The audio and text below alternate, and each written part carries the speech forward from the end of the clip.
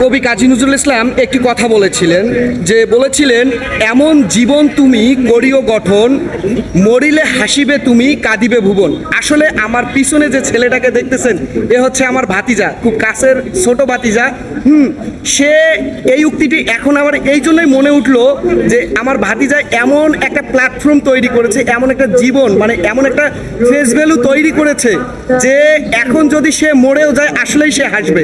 সে আসলেই কিন্তু হাসবে, সে হাসবে না, কিন্তু তার যে কর্ম আছে, তার যে কন্টেন্ট আছে, তার যে ভিডিও আছে, সেগুলোই মানুষকে হাসাবে এবং মানুষ কাঁদবে যে হ্যাঁ, এই ছেলেটা একসময় আমাদের হাসিয়েছিল, কিন্তু সে আজকে পৃথিবী ছেড়ে চলে গেছে।